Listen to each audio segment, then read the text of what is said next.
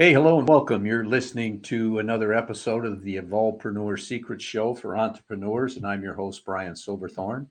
And as always, my mission is to help entrepreneurs accomplish what they want through their businesses and to help them navigate the sometimes messy worlds of startup and growth or relaunch. And today we're going to dig deep with our guest and get you some great concepts and strategies to fast track your business. And our special guest today is Winnie Anderson. And Winnie is a service based business consultant and an award winning brand strategist and copywriter. Welcome to the show, Winnie. Thank you. I'm excited to be here. I'm excited to have you. And let's find out what's going on. First of all, where are you hanging out today? I am in my home office, 7 miles north of Niagara Falls, New York, 20 miles north of Buffalo. Oh, my. Okay, Yeah. so you're upstate there. Yes. Yeah, I've been through there once. That's a pretty part of the country. Thank you. Okay. It is pretty. Yeah. Yeah. Okay. We're going to get to this and we're going to do it in about 10 minutes or less starting now. So let's get started with who is your ideal client? I serve exclusively service businesses, and I serve businesses that are in build, established, or growth mode. And I specifically help them to shorten their sales cycle and to communicate with that target audience that they really want to attract and help those people navigate their buying journey. Okay, just for my clarification, service-based businesses is a pretty broad category. It Do is. you have particular niches in there? Yes, I work with consulting firms, small partnerships. I have worked with a lot of spouses who are, together in business and life. So chiropractor practices, other healthcare providers, um, especially consultants, and the larger coaching firms. Okay, that narrows it down some. I've also do. I'm sorry to interrupt you. I also do locally based businesses. Okay. So anything from roofers to accountants to that sort of thing. All right, got it. Good. So what's the main problem you solve for them? I work specifically with clients who are bringing in leads, but they're working way too hard for every sale. So they're already out there with a presence in the market, and they're bringing in some level of semi-qualified business, but they have to follow up a lot. They feel like they're chasing people, and they get caught up in this cycle of, hey, just circling back with you. Hey, just circling back with you. And I also have worked with people who are just starting to see a decline in their sales compared to the same number of leads that are coming in, and they can't quite figure out what's going on. Okay. So what are the symptoms your clients are experiencing that causes them to reach out to you for some help? They are recognizing that they're getting frustrated with their own prospects. They feel like these people don't know what they want, or they're coming to these phone calls. This is probably the biggest one. I work with people who sell through a conversation very often. So they will have folks come to the phone, and the consultant, coach, professional service provider will feel like this person really isn't ready to buy. Why am I having this conversation? And what they're actually having, the business person thinks they're having a sales conversation, but the prospect thinks they're having a marketing conversation. They're still in learning mode.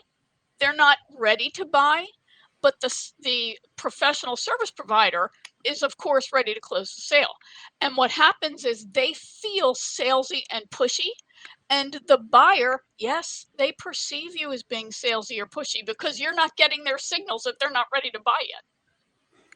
Got it.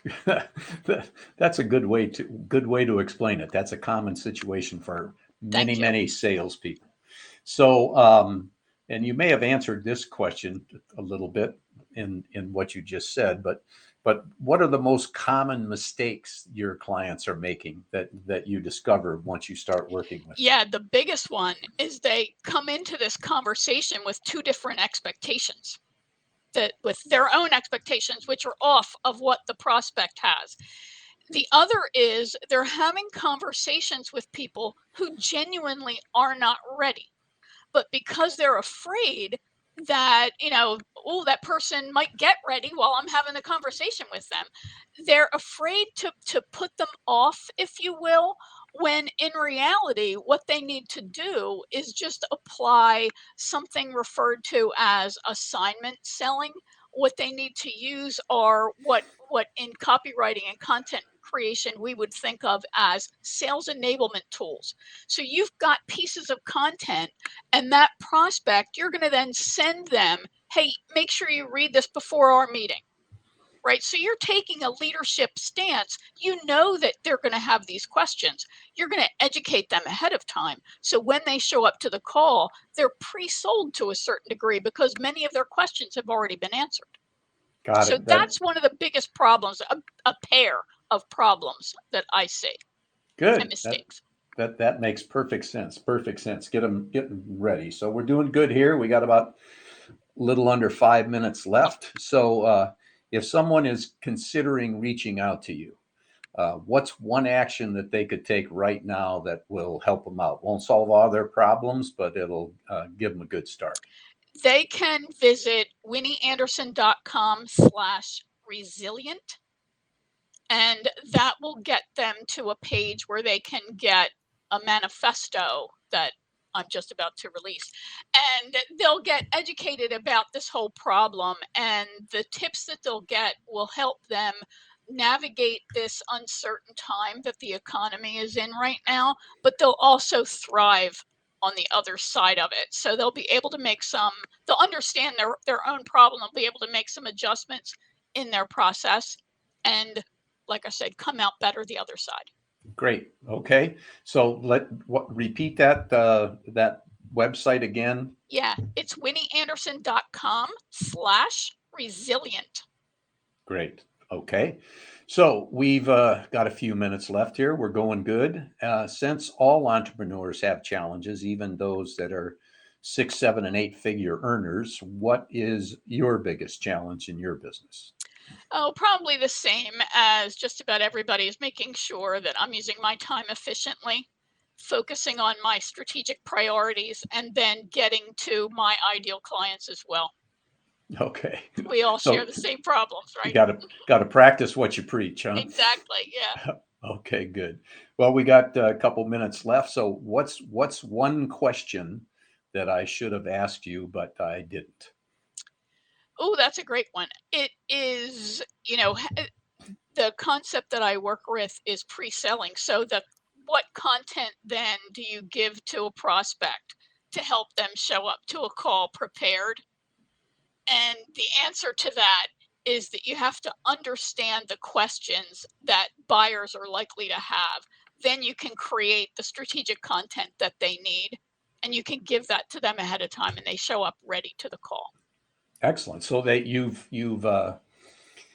answered a number of the questions, or at least those that you anticipate. And I imagine over Right. time you're going to get the most common ones. Right.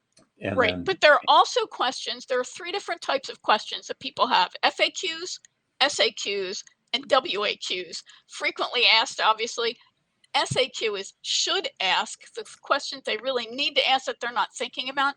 And then WAQs is the want to ask. Those are the questions that the service provider can be afraid to answer, but they're actually the most important to the buyer. And they're those questions that they might feel uncomfortable in actually asking you. And one wow. is, why should I even work with you? What makes you best? And can you justify this price to me? Yeah, those I have been asked both those questions in one form or another many times in the past. So at least the people I was talking to, they weren't afraid of doing it. So Right? and they should be asked. Those are important questions. They are. We all work with a budget. right? Yeah. So we can justify any purchase as long as I understand the value and the why I should make this choice now. But if you act like nobody is conscious of the money they're going to spend, that's ridiculous, Yeah. right? It just defies logic. Yeah, I agree totally. And that's, uh, we got about a minute. You got any final thoughts? That was a good one, but you got any final thoughts? Yes, one quick one, and this is a powerful one. Every buyer categorizes purchases that they're going to make. And when you understand how a buyer categorizes the purchase of your services, you'll be able to change your message and help them make a connection that drives their purchase. So the first is you're either essential or you're not, right? So essential purchases, these are critical to my survival and thriving, or those I love or my business, right? Treats are justifiable indulgences. I'm fine with spending that money, but I need to feel like I deserve this. Next is postponables. That's something like office equipment, right? If the thing hasn't truly broken and is unusable, I can kick that can down the road. That's a dangerous spot to be in.